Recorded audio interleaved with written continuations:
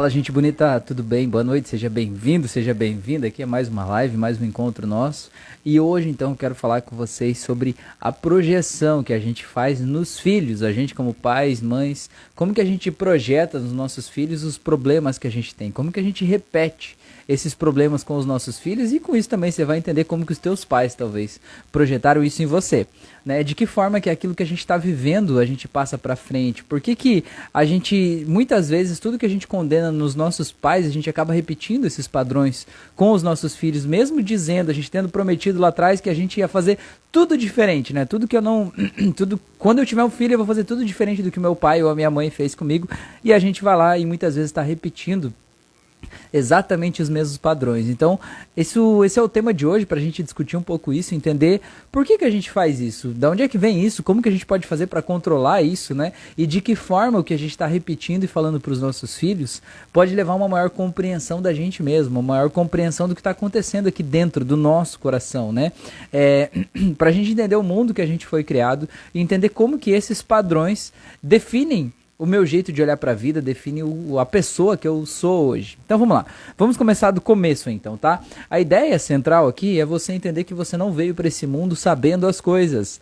Você aprendeu com as experiências que você teve, certo? Você não sabia quem você é nesse mundo. Você não sabia se você é bonito, se você é feio, se você é rico, se você é pobre, se você é gordo, se você é magro, se é alto, se você é baixo. Você não sabia nada disso. Você aprendeu isso com as experiências que você teve. Você aprendeu isso com o jeito que as pessoas te trataram. Você aprendeu isso com a comparação que você fez com outras pessoas ou comparações que outras pessoas fizeram de você com os outros, com o irmão, com amigos, primos, enfim. E aí você achou mais ou menos nessas experiências que você viveu onde é que é o teu lugar no mundo. Se você é bonito, se você não é, se você é inteligente, se você é capaz, se você tem condições de ser rico, próspero, se você não tem, se você é um cara de sorte, se você não é. Você definiu isso a partir das experiências que você viveu. Você acabou encontrando o teu lugar ali. Não que seja o lugar que você acha que é o melhor lugar do mundo, mas é um lugar onde você se sente familiarizado com aquele lugar, porque é o lugar onde te colocaram lá e onde você foi tratado desse jeito uma vida inteira. Você acabou tendo uma certa familiaridade com aquilo, né? Familiaridade não é porque eu gosto, é porque aquilo é comum pra mim, eu vivi muito tempo lá, né? Então, por exemplo, um cachorro aí que viveu preso numa corrente, a coleira é familiar pra ele. Não quer dizer que seja bom pra ele, mas é familiar. Ele passou a vida com aquilo ali tá acostumado com aquilo, né? Aquilo faz parte da rotina dele, né? Então aquilo é familiar. Quantas coisas na nossa vida são familiares pra gente? Não deveriam ser, mas são, porque a gente acostumou com aquilo, porque disseram pra gente que aquilo é normal,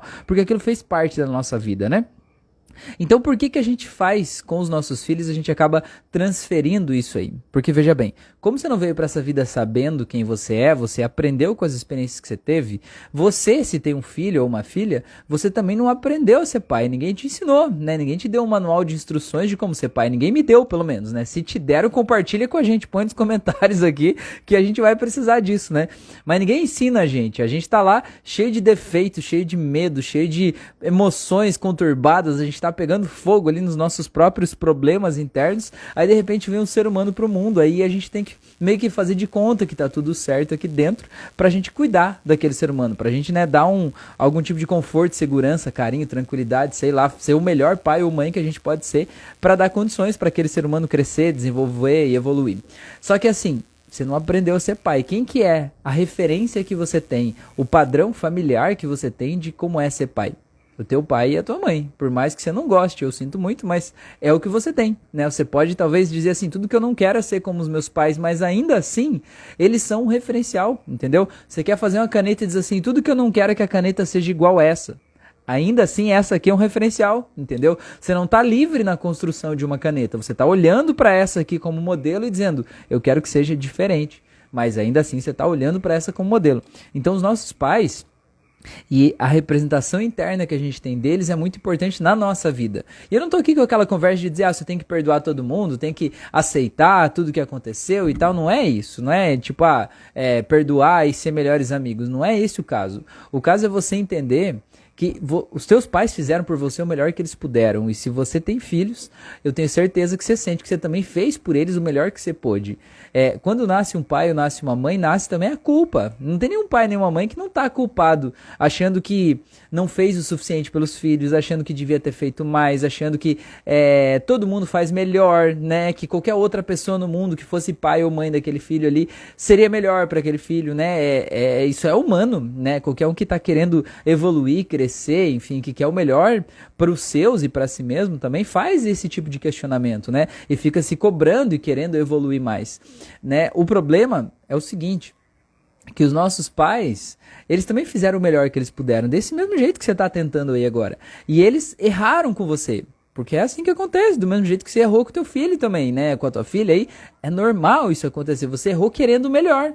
Mas ainda assim, para ele, talvez não foi o melhor. Para ele, talvez foi algo que era errado, que talvez você foi intransigente, que você queria que fosse do teu jeito, que você não ouviu ele, né? Porque você queria que as coisas fossem do jeito que você queria que elas fossem. E você não ouviu o teu filho ou a tua filha, talvez, né?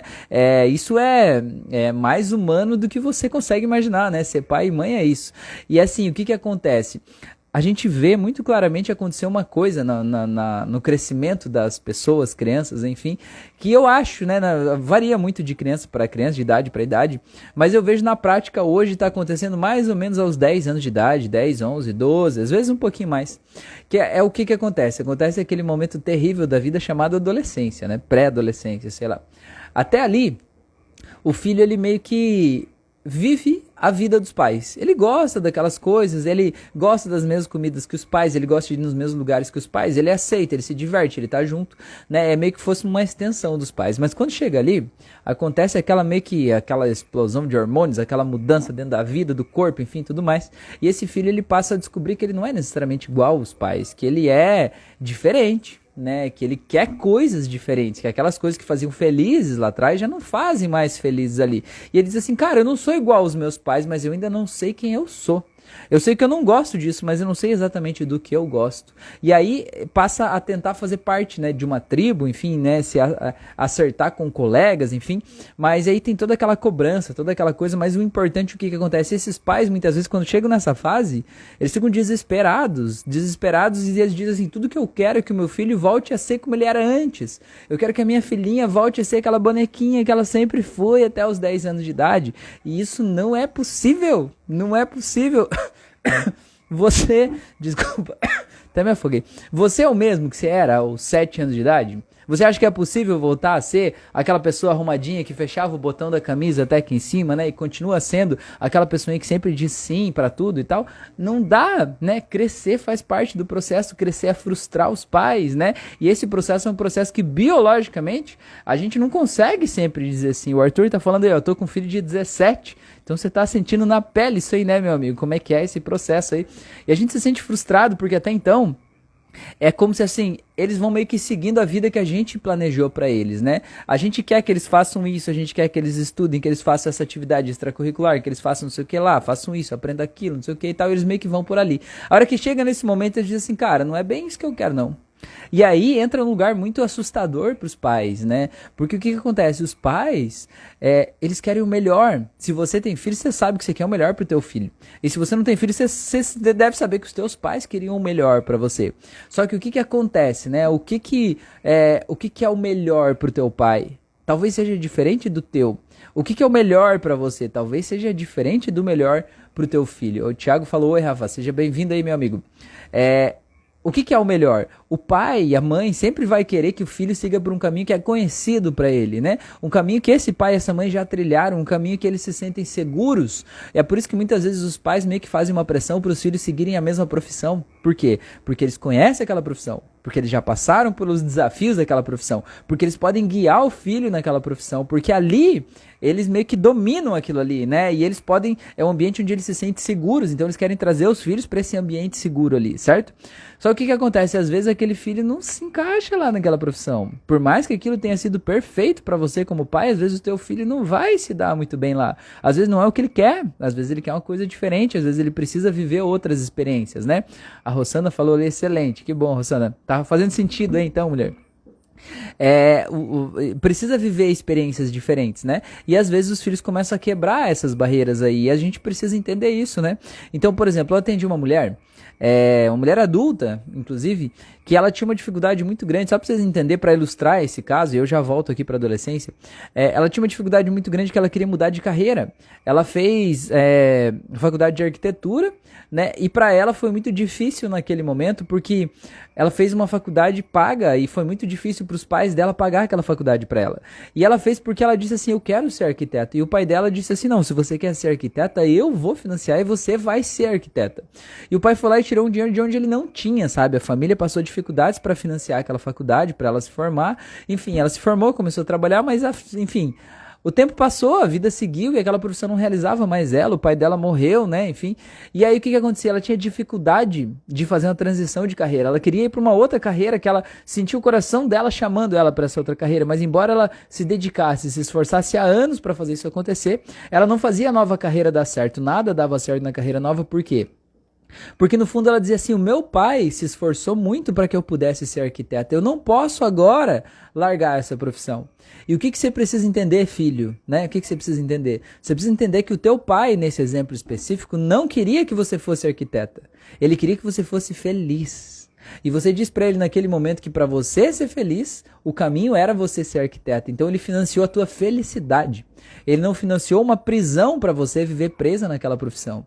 Então a gente precisa olhar para isso e receber dos nossos pais o amor que eles têm pra gente, sabe? Não as condições que eles colocaram. Entender que aquele esforço que ele fez era o jeito dele mostrar que ele te ama, que ele se importa com você, que a tua opinião é importante, né? Não que ele quer que você viva presa nessa profissão que talvez foi boa em um determinado momento, mas talvez não te agrade mais agora, né? Então a gente precisa olhar de um jeito macro para isso, né? Para essas situações. Às vezes as pessoas têm uma visão um pouco distorcida. Vou dar um exemplo, por exemplo, assim, o meu pai, ele tem uma coisa muito clara dentro dele, e isso ficou muito claro pra mim só depois de adulto, né? O meu pai tem uma coisa muito clara dentro dele, que é como se fosse uma crença, assim, de que se elogiar, estraga. Então, no mundo dele, se você elogiar alguma coisa, estraga. Obviamente, imagina eu, criança lá, né? Quais elogios que eu recebia, né? Praticamente nenhum, porque afinal de contas, no mundo dele, se ele me elogiasse, ele ia estar atrapalhando o meu desenvolvimento. Ele achava que se ele me elogiasse, eu ia ficar preguiçoso, eu não ia me esforçar mais, eu não ia desenvolver, não ia evoluir. Então o que ele fazia? Ele sempre, tudo que eu fazia, ele ou não elogiava, ou ele tentava achar alguma coisa ali que era um ponto que dava para melhorar. E eu entendo que no mundo dele, ele queria que eu me mantivesse evoluindo sempre, que eu não parasse, certo? Só que para mim, como criança, parece que nada do que eu fazia era bom o suficiente, entendeu? Parece que nada do que eu fazia era bom o suficiente, eu fazia coisas loucas lá e ele só olhava assim, um negocinho que tava errado ali e tal, e eu olhava e pensava assim: cara, será que tem alguma coisa errada comigo, né? Será que nada do que eu faço é bom o suficiente? Então a gente precisa olhar para tudo isso, que os nossos pais, nesse exemplo que eu tô te dando, né? Os nossos pais, eles fizeram o melhor que eles puderam, né? Nesse caso, o meu pai, era o jeito dele me incentivar. Embora talvez eu não tenha sentido incentivado desse jeito, talvez eu ia ter me sentido incentivado mais de um outro jeito, reconhecendo, valorizando e tal, mas não interessa o que eu esperava, interessa que ele me deu o melhor que ele tinha para dar. Esse era o jeito dele me amar, entende? Então a gente precisa olhar para isso e reconhecer que todo mundo tá dando o seu melhor. Então, voltando agora pro adolescência, que é onde a gente parou aí, né? O que acontece? A gente, como pais, a gente vai lá e naturalmente quer que os nossos filhos façam o que eu gostaria que eles fizessem, ou o que eu faria no lugar deles, porque é confortável pra mim. Mas, cara, veja só, você não veio pra essa vida pra criar uma cópia tua. Não veio. Você veio para essa vida para trazer um outro ser humano que é diferente de você, que tem seus próprios desejos, suas próprias vontades, os seus próprios sonhos, que vai ter que construir a sua própria vida, passar pelos seus próprios perrengues, né? Correr os seus próprios riscos para construir a sua própria vida, e o teu papel nesse caminho é guiar ele num caminho que você não sabe qual vai ser. Você não tem como guiar assim no sentido, venha por aqui, vá por ali. Não. O melhor que você pode fazer é dizer: olha, eu tô aqui, né? Vai lá. Eu confio em você, você vai conseguir achar os caminhos certos, e se por algum motivo der errado, eu vou estar aqui, né? Esse que é o papel de um pai, de um mentor, assim, né? E não de ir lá e abrir todas as portas e resolver todas as coisas, né? Até porque muitas vezes a gente está projetando nos nossos filhos os nossos problemas, né? Os nossos medos, né? Hoje mesmo eu recebi um depoimento de uma paciente que eu atendi semana passada. Ela vai postar um vídeo, ela até me mandou ali no WhatsApp, Desculpa, eu não postei porque ela vai postar e vai me marcar aí. Quando ela postar, vocês me seguem aí no Insta que vocês vão ver esse vídeo dela aí. É muito bacana, ela tinha um medo muito grande, ela sentia que ela super protegia o filho dela, o filho de 4 ou 5 anos, eu acho. Super protegia o filho, ela sentia que não podia deixar o filho crescer, não podia deixar o filho viver, tinha um medo gigante que acontecesse algo com ele, né? Então, sabe aqueles pais helicópteros que vão sempre juntos tentando super proteger para não acontecer nada de errado e tal? E, enfim, com esse instinto super protetor, ela não deixou que o filho dela aprendesse sozinho, né? A não se colocar em risco, talvez, né? E aí, o que aconteceu? O desejo dela de cuidar e super proteger ele, fez inclusive, por exemplo, que ele caísse do parquinho da escola e quebrasse o braço no momento em que ela não estava lá, né? Fez ele desenvolver várias doenças diferentes porque ela estava ali sempre querendo cuidar dele, né? E ele estava sentindo que o jeito dela dar atenção era desse jeito, ele precisando da atenção dela, né? E aí, resumo da história, né? O que aconteceu? Ela me contou que ela sempre ia para a escola, levar ele para a escola, e ele ficava brincando num parquinho na porta da escola, um pouco antes, né, alguns minutos ali antes de começar a aula. E era um parquinho menor do que a idade dele, um parquinho de bebês, assim, né? E aí ela fez a sessão comigo, e ela me mandou o vídeo no dia seguinte, que ela chamou a atenção dela, que no dia seguinte, não foi nem ele que pediu para ir no outro parquinho maior, foi ela que sugeriu, e ela só se deu conta depois. Ela falou assim, filho, vamos no outro parquinho maior, que o escorregador é mais alto. Olha só, coisa que ela tinha medo, dava pânico nela só de imaginar o filho subindo no escorregador mais alto. E ela foi com o filho lá, né? Ela convidou e ela subiu no escorregador com o filho e desceu no escorregador com o filho. Ela falou que é uma coisa que ela nunca imaginou na vida dela que ela faria. E ela só se deu conta enquanto estava fazendo, né? De como a terapia muda de dentro para fora, assim. Então, nesse exemplo aí, esse medo de altura, essa superproteção, não era necessariamente ligado ao filho, mas era ligado à própria experiência dela, né? Ela tinha medo de altura, então ela tinha medo que o filho se colocasse em risco por estar na altura, como se o filho tivesse aquele mesmo medo dela, né? Então ela estava projetando um medo que estava nela, ela estava transferindo ali para o filho, estava vendo no filho esse medo, né? Então, por isso que eu digo para vocês, é muito importante a gente observar os nossos filhos, observar como a gente se comporta com eles e como eles se comportam pra gente, porque, cara, não tem nenhuma oportunidade de autoconhecimento melhor do que você observar um filho teu, uma criança que está ali, e você vê como você trata ele, como ele te trata, ver aquelas coisas que eles repetem do que a gente fala, e a gente observar como eles aprendem o mundo de um jeito tão mágico, sabe? Como eles vão padronizando as coisas, assim. Por exemplo, a minha filha, antes no trabalho que eu trabalhava antes, né? Geralmente eu ia trabalhar de camisa gola polo, sabe? Camiseta assim, gola polo. E quando eu tava em casa, eu tava de camiseta normal, camiseta de gola normal, assim, né? Aí o que aconteceu? A minha filha, e a gente nunca falou sobre isso, era uma coisa que eu fazia naturalmente, né?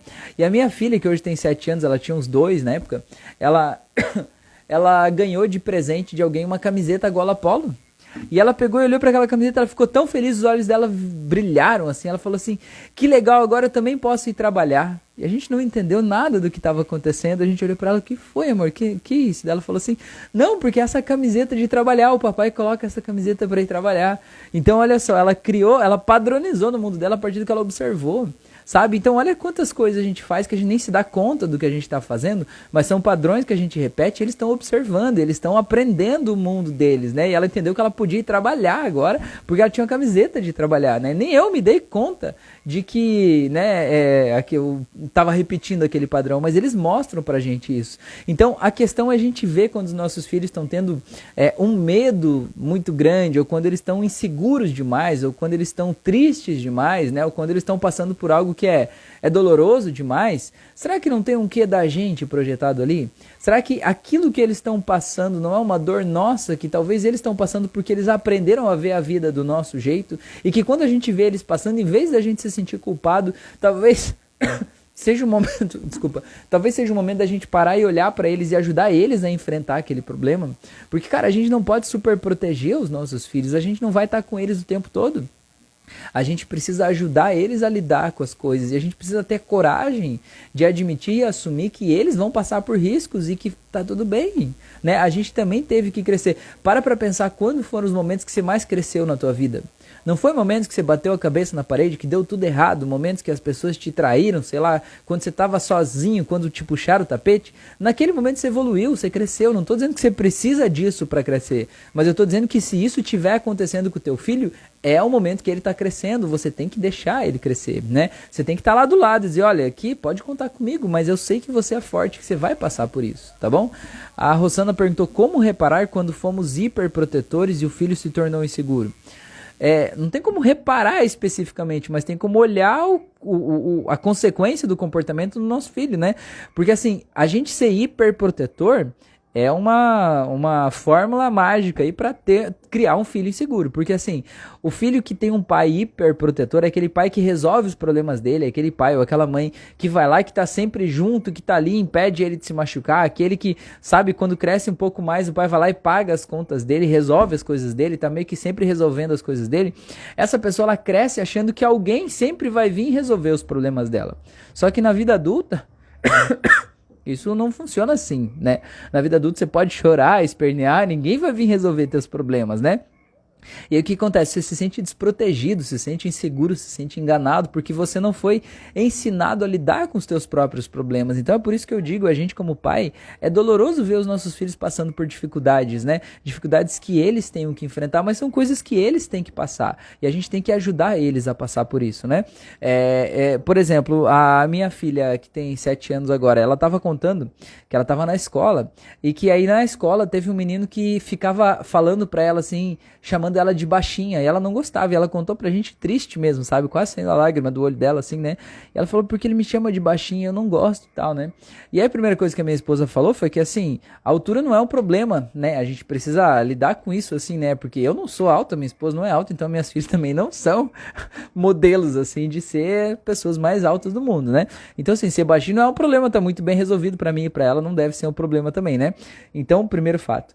E o segundo fato é, assim, eu falei pra ela assim, você já disse pra ele que você não gosta? Que ele te chame assim? Ela falou não. Eu falei, então você tem que chegar lá e falar pra ele. Eu sei que isso parece óbvio pra gente, mas a gente não faz isso como adulto, sabe? Alguém falou um negócio que eu não gosto, eu não falo, eu me fecho, né? Eu lido com aquilo, eu fico aqui, não, eu vou processar isso aqui. Aí eu fico com raiva da pessoa, eu quero me afastar da pessoa. E, cara, às vezes a gente tem que falar, às vezes a pessoa não sabe o quanto aquilo me incomoda, porque aquela não é uma dor dela. Sabe? A gente só sente a dor que dói na gente, a dor que dói no outro a gente não sente. Então você precisa dizer pra ele, eu falei pra ela, vai lá e conta pra ele, fala pra ele assim, olha, eu realmente não gostei de você falar assim, eu me sinto mal quando você me chama de baixinho, eu quero que você não me chame mais assim, né? Mas fala com firmeza, não brigando assim, mas também não fazendo uma brincadeira, fala pra ele entender que é sério, né? Aí beleza, aí no outro dia ela foi pra escola e ela voltou da escola toda feliz. Aí ela disse assim, papai, você não vai acreditar. Eu falei, o quê? Papai, eu falei com o menino lá. Eu falei, o que aconteceu? Ele falou assim, agora ele me chama de princesa. Olha só, mudou tudo, ela tá feliz, ele tá feliz, pra ele não faz diferença chamar de baixinho ou de princesa, dá na mesma, né? Porque não é uma dor que dói nele. E resumo da história, isso já faz alguns meses, eles viraram melhores amigos, eles são melhores amigos aí até hoje, né? Por quê? Porque na verdade ele tá meio que pegando no pé dela ali, né? E aí quando ela falou, ela se sentiu bem, e ela se sentiu feliz de poder resolver aquela situação, né?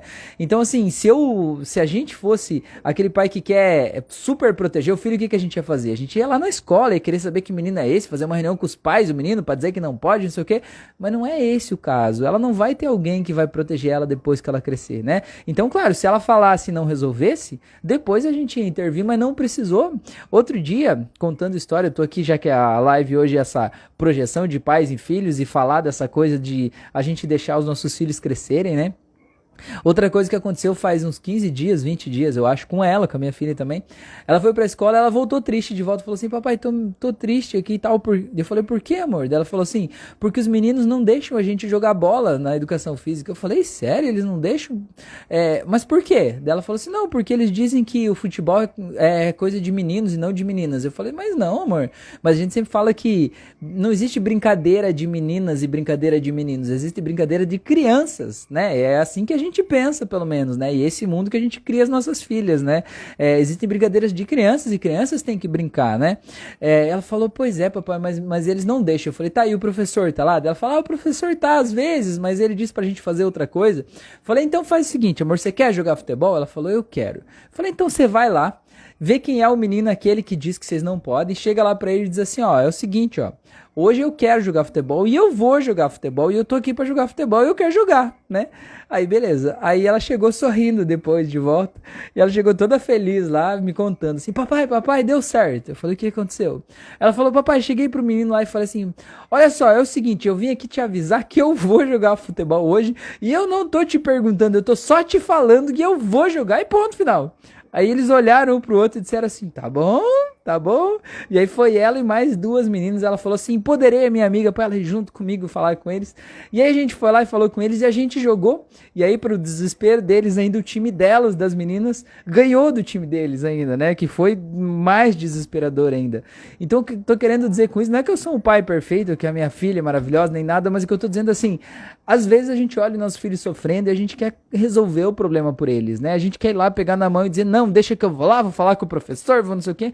Não, cara, deixa eles resolver, né? A gente precisa deixar eles construir a vida deles, a gente precisa deixar eles resolver os problemas deles. E se eles não conseguirem resolver, se não der pra resolver, aí sim a gente intervém, aí sim a gente vai ter que abrir as portas que eles não conseguem abrir sozinhos. Mas o que que acontece? Quando a gente tenta resolver a gente, o problema deles, às vezes tem coisas que pra eles nem é um problema, e a gente tentou resolver uma coisa que não é um problema pra eles. Quantos pais que eu atendo que querem, sei lá, por exemplo, tem um filho aí, e aí eles querem, sei lá, arrumar um emprego pro filho. Cara, mas ter um emprego não é um problema daquele filho naquele momento, porque aquele filho tá com uma vida tranquila lá, ele tá de boa, ele não tá procurando emprego.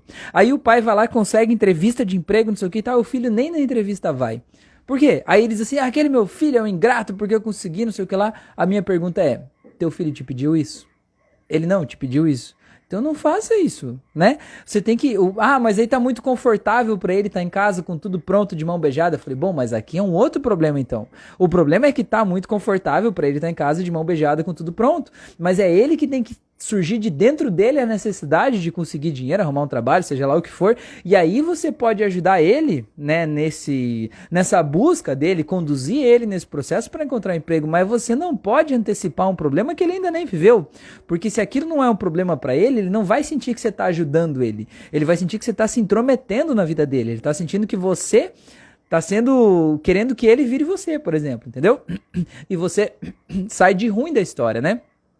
Então o que a gente precisa fazer? Precisa entender que os nossos filhos são almas separadas da nossa, né? Eles têm as próprias experiências deles e eles precisam desenvolver as próprias experiências, sabe?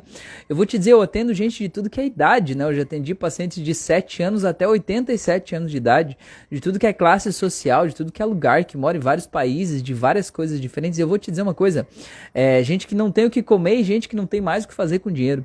Eu vou te dizer uma coisa que eu vejo, que é a coisa que eu sinto de verdade, que mais fez a diferença de todas as pessoas que eu atendi. A diferença entre quem conseguiu resultados extraordinários, seja em dinheiro, seja em amizades, em relacionamentos, em autoconfiança, autoestima, e gente que está sofrendo de várias formas aí que você nem pode imaginar. E eu vejo que a diferença de verdade mesmo, a única diferença que eu consegui traçar foi o quanto essa pessoa se sentiu amada ou se sente amada hoje. Cara, quem se sente amado e quem se sentiu amado na infância, sentiu que confiavam nele, né, que sentiu que ele podia resolver as coisas e sentiu que ele era importante e especial, essa pessoa aprendeu a confiar em si mesma. E essa pessoa confiando em si mesma, ela está preparada para qualquer desafio que a vida traz. Porque não interessa o plano que você faça para a vida vai te trazer desafios que estão fora do plano. A vida vai te tirar daquele plano e vai te jogar num outro plano, entendeu? A vida vai te tirar de um lugar que parecia, né, um mundo de algodão doce e vai te jogar num buraco lá, porque a vida faz isso com a gente. E às vezes ela tira de lá e joga você num outro lugar bom também, né? Mas ela faz isso, então você não tem como se antecipar a tudo que pode acontecer na vida. A melhor coisa que você pode fazer é aprender a desenvolver a autoconfiança. Aprender a confiar em si mesmo e confiar nos seus dons, nas suas qualidades de resolver os problemas que você nem sabe que vão surgir ainda, né? Então, assim, quanto mais você se sente amado, mais você se sente preparado para dar conta dos desafios que a vida tem para você. Então, se sentir amado é um exercício. É um exercício de você aprender a curar o teu passado, olhar para trás, e no exemplo que eu te dei do meu pai que criticava as coisas que eu fazia e olhar que lá tinha o amor dele envolvido, né? Ele tava me amando no sentido de tentar me ajudar a melhorar naqueles pontos específicos, né? Só que eu, com o meu olhar infantil antes, olhava para isso e achava que ele não gostava de mim, que nada do que eu fazia era bom o suficiente. Então, assim, a terapia não muda o que aconteceu lá atrás, mas a terapia muda o sentimento que está associado ao que aconteceu. A terapia solta a dor do que tem lá atrás. Você vai lembrar do que aconteceu, mas não vai doer mais, entendeu? Então, nesse exemplo específico do meu pai, antes eu olhava para as coisas que ele criticava e eu me sentia mal, diminuído, né, impotente. Agora eu olho para aquilo e eu me sinto grato, me sinto feliz, me sinto amado. E isso faz a gente mudar a nossa vida, entendeu? Então, a minha questão é, quando você observar os teus filhos repetindo padrões, ou os teus filhos enfrentando problemas que você já enfrentou, problemas que você não sabe como enfrentar, né? O primeiro passo é tente olhar como isso te faz entender algo mais sobre você mesmo. E o segundo passo é tente apoiar o teu filho para ele se sentir amado, para ele entender que ele tem condições de resolver sozinho aquele problema lá, né? Que você tá aqui para ajudar ele, dar o apoio emocional, enfim, o que você puder ajudar, mas que você confia nele. Isso vale muito mais do que qualquer dinheiro que você possa dar para ele, do que qualquer problema que você possa resolver dentro dele, sabe? Porque o que os pais pensam sobre a gente é algo muito importante dentro do nosso sistema. É muito importante dentro do nosso sistema. Está muito ligado à nossa autoimagem, né? Então, quanto mais a gente cura essa visão que a gente tem do que a gente acha que os pais pensam sobre a gente, mais a gente cria espaço para a gente ser a nossa melhor versão. Tá bom? Faz sentido isso para vocês? Então me conta aqui, me conta o que fez sentido para vocês aqui de hoje. Se vocês tiverem alguma pergunta, manda aí que o momento é esse, tá? Senão eu já vou ficando por aqui. Enquanto isso, já vou agradecendo vocês a oportunidade de estar aqui. A gente tá meia hora falando, vocês estão aqui ouvindo, né? Pedir para vocês aí me seguirem nas outras redes sociais. Se você tá ouvindo esse podcast no Spotify, vem participar comigo ao vivo aí. Agora eu não sei, não tenho mais horários definidos de lives, mas me segue aí no Instagram, que geralmente eu faço a live ao vivo no Instagram, tá?